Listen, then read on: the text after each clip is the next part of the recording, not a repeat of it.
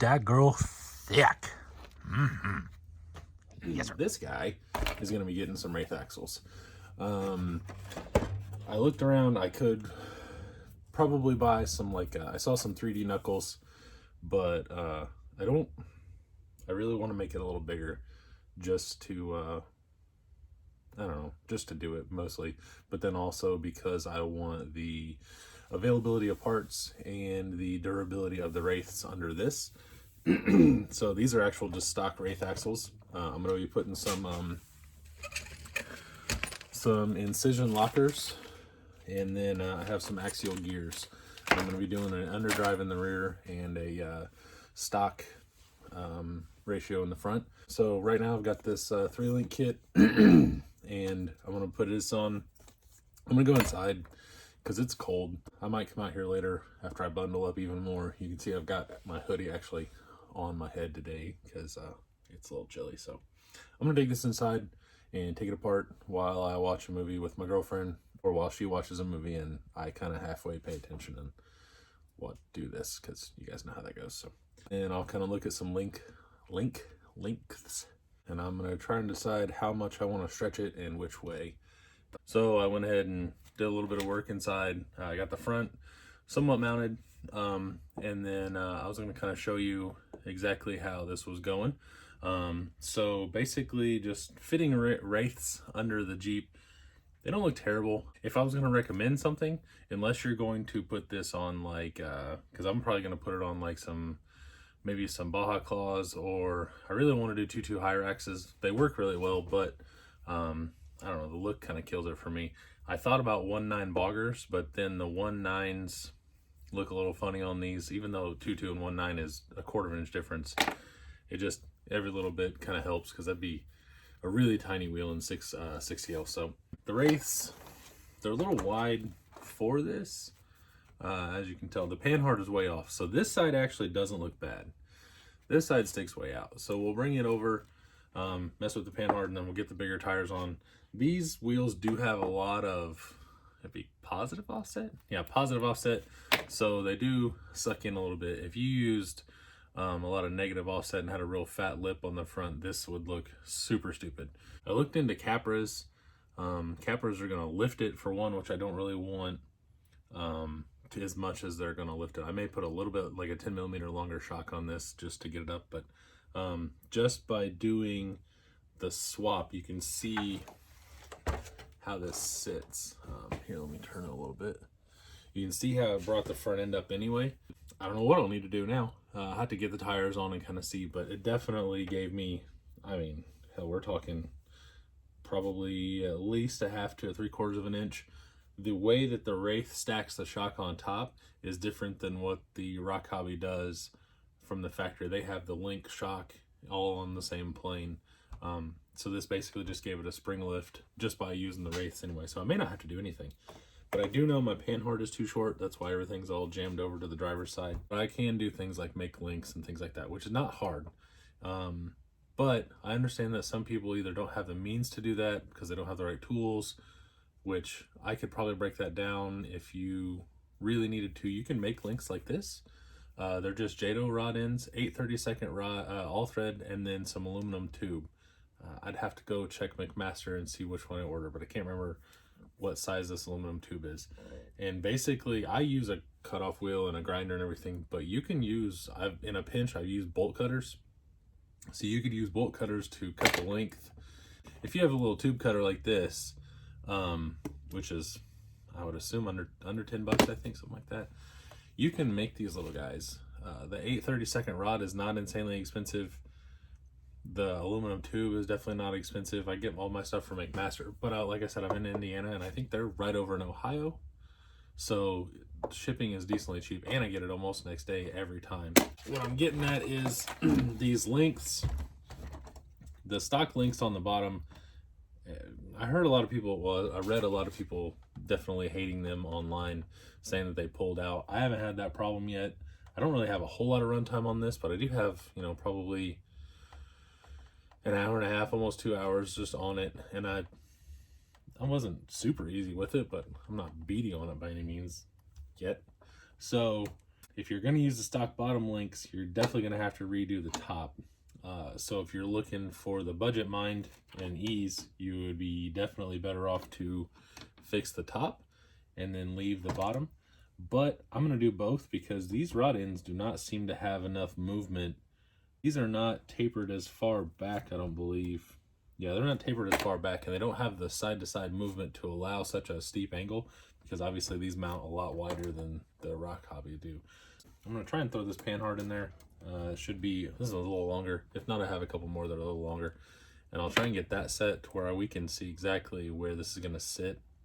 I got the panhard in. It's a little longer. This is the stock panhard. You can kind of see what I was talking about. Here, let me see here. There we go. How it doesn't have a whole lot of taper past the rod end. And then the Traxxas ones do. I'm not going to open a pack just to show. So I got it in. It is longer. I don't know how much, so we'll just take a rough measurement. About 3 3/4 inches long from where the center of the pivot ball is to the center of the pivot ball. Makes it pretty good. And then you can kind of twist it from there. Take one out, take one in.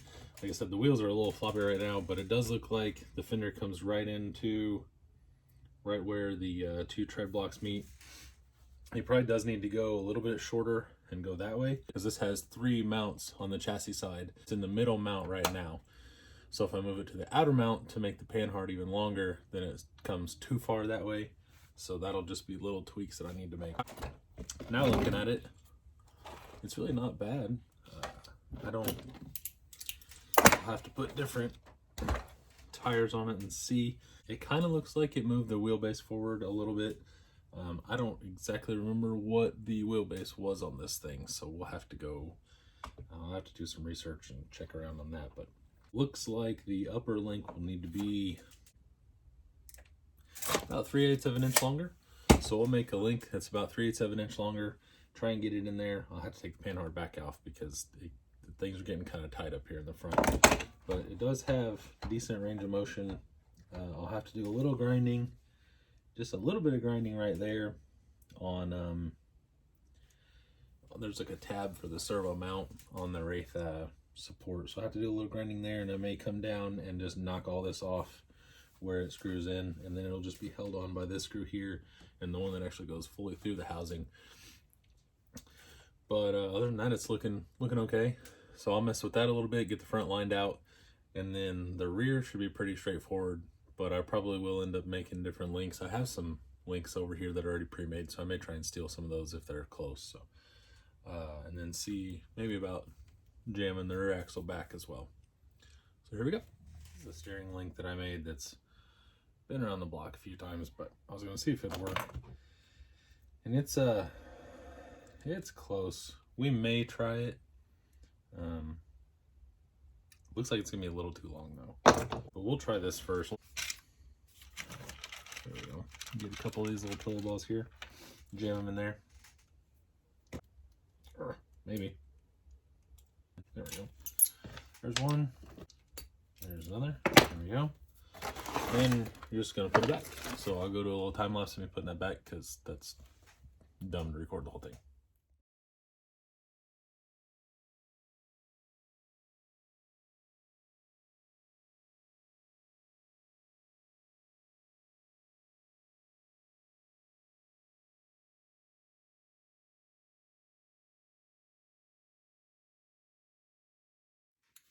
There we go.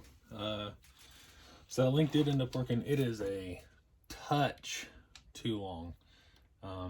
The bolts for the knuckles are not completely perpendicular, but they're really close. And close enough is good enough for me. So what we will do is I still have to make a tie rod, but I'll throw the drive shaft on. I did already tell you guys, I believe, that these axles do have gears in them. The front is a standard gear set. It's just a heavy duty. And then the rear is going to be an underdrive. I don't really like the under over, so I didn't do that. Just, I don't know, it's personal preference. You guys maybe, and that's okay. That's kind of what makes all this pretty cool, is that you do you and I'll do me, and we'll both figure it out, and we can still, you know, hang out and go crawling together, and you can make fun of me for putting the wrong end in there and all that stuff. So what the what? Oh, there we go. I was just stuck. Let me see if I can find a Wraith tie rod, and we'll see what we can do. Couldn't find one, so we're gonna make one. So I do like to use button heads on the bottom. I know most people do, but once again, just kind of throwing that out there for a little bit of knowledge. I don't know. I figure if you've done the Googling and the searching to get here, I'll throw out some knowledge, because you're actually trying. There's something I can't stand. I was on RC Crawler and I was on forums in the mid 2000s whenever I was actually just talking to a guy yesterday about it, whenever it was brutal. Like, if you asked the same question that 10 other people have asked, they would basically just annihilate you and tell you you're stupid. And that sounds terrible, but it really caused you to make sure you searched and to really actually look, and you learned a lot of things by reading all those threads. So if you found one that just had a, you know, a Wraith swap or whatever, so you read it, and then you could find other things that you would learn in that thread that would help you randomly, you know, down in your life or whatever, not in your life, but building RC trucks and stuff.